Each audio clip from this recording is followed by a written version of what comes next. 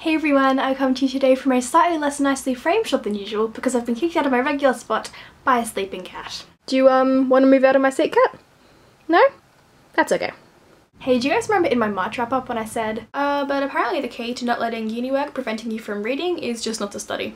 That's a long-term sustainable plan, right? Yeah, thanks for that past, Amy. For the past fortnight, all I've done is catch up on study and assignments and readings for classes, and I did my first ever all-nighter on Thursday, and just no. Boo. If I ever can get the desire to read instead of study, please somebody just slap me. But I'm here today with my April wrap up. I read 4 books this month, only 2 of which I said I was actually going to read, so let's get started. So the first book I read this month is actually a graphic novel, and that's an adaptation of Kafka's Metamorphosis by Peter Kuper. I've never read any Kafka and I've only read a few graphic novels, so this is pretty much a new experience for both content and form. And I have to say I think it was a pretty successful one. The Metamorphosis is a story of a young travelling salesman, Gregor Samsa, who wakes up one morning to discover he's been turned into a giant beetle. Gregor's family is pretty understandably disgusted by this change, and he's locked off from his family, his life, and the world. The Metamorphosis is a story of Gregor adjusting to his way of life, and how his change affects his family and the way they live their lives. The illustrations in this were absolutely gorgeous. I mean, just look at the copyright page. It only took me about 25 minutes to read all the way through, but after that I kept flicking back through it to look at my favourite illustrations for minutes at a time. The illustrations almost look like they were etched into the page and have this perfect sense of permanence and darkness about them. The use of typography was also really well done. There's this one page where you literally have to turn your head 360 degrees to read all the text, and it really makes it feel like an immersive experience. I feel like there was a really good balance of text and pictures as well. The message was gotten across clearly, but it wasn't overwhelming, and the text was clearly there to support the pictures, not the other way around. As far as this working as an adaptation of the Metamorphosis, I'm not too sure because I haven't read the original book. I feel like in a way I missed the point of the original story. I know it's this really complex work that's been analysed hundreds of times, but I felt like I closed the book and was sort of like, well, what was the message there? For that reason, I think it's probably more suitable for people who have already read the Metamorphosis and want to explore the text in a different way. I guess once I've read the Metamorphosis, I might come back to this one and see how it worked in its adaptation, but regardless, it's really beautiful and I'm glad I bought it. The second book that I read, I mentioned in my April haul, and that's Fighting Ruben Wolfe by Markus Zusak. This is the second book in a YA contemporary trilogy set in Sydney, and just it's so good. This is a totally different approach to Book Thief, but Markus's writing style and descriptions are just so good.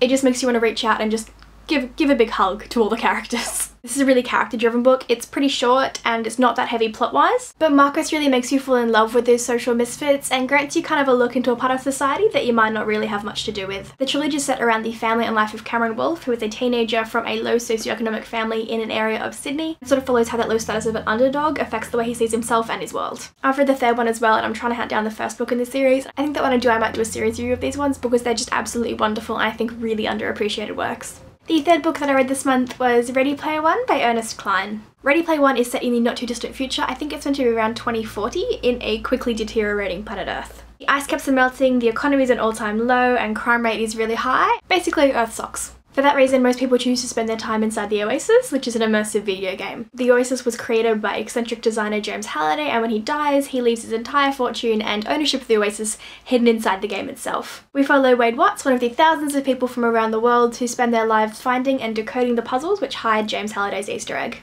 It's a fight for fortune, power, and freedom, and threatens the lives of everyone who races to the finish line. Obviously, Ready Player One has a super awesome premise. Kind of like Brave New World, this is one that's slightly too close to reality for comfort. It's made the book all that much more engaging because I was kind of able to picture how I would react to being placed in that situation in 20 or 30 years' time. But I felt like sometimes the explanation of this quite complex world were really boring. There were some instances, especially towards the start of the book, when there'd be like 15 or 20 pages explaining something to only a few pages of Wade actually doing something, and I felt like I had to fight through those to get to the actual story. All the action and the mystery in this were really, really well done. I just feel like it kind of dragged a little bit. But all the pop culture references were so much fun. Most of them were really explicit, but there were quite a few which are just subtle nods to a movie or a game, and those were the most fun to spot. I got a little rushed every time I understood one of those subtle references, and so I was always on the lookout for them, and I made the story really immersive and really fun. It was like, yes Wade, go watch space, that show is awesome. Overall, I really did enjoy this book. I liked the mystery parts of it, I really loved the adventure and action sections of it, and while I could do with less explanation, it was still a lot of fun to read, and I can too easily see myself getting sucked into the world of the Oasis in 20 or 30 years' time. The fourth and final book I read this month was It's Kind of a Funny Story by Ned Vizzini, and yeah, I know everyone else read this book like 3 years ago, but I'm late to the party. This is a story of a teenager named Craig Gilner who lives with his family in Manhattan. In junior high, Craig becomes obsessed with the idea of going to this elite high school because he sees it as his only key to having a good job and a good life. He studies constantly and becomes sort of obsessed with the idea of success, but when he gets into the school he realises that nothing really could have prepared him for being in a school with all the best and the brightest in the state,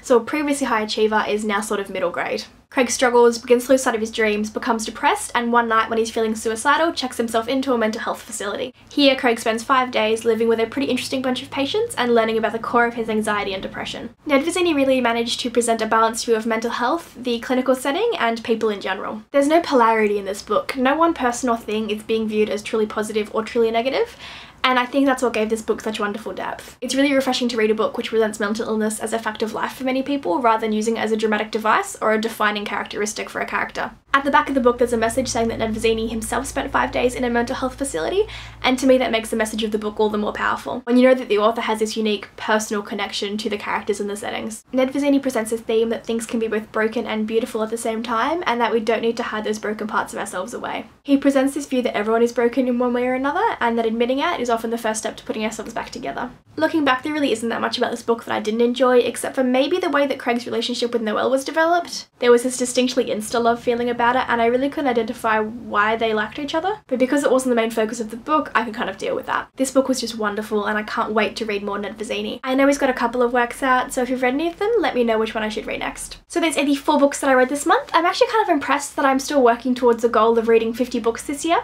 I set myself the very conservative goal of 25 books this month because I'm going away on 2 huge pracs next semester, so I'll probably have no time to read it all for like 10 weeks. But at the moment it's looking pretty good for me finishing 50, so I think I'm going to go along with that trend then and set 4 books that I want to read in May. 2 of these are going to be the same as last month, Why We Broke Up by Daniel Handler and On the Jellicoe Road by Melina Marchetta, which is on the shelf over there and I can't be bothered to go get it. I didn't make any progress on either of those books this month. Didn't pick them up at all. So maybe in May.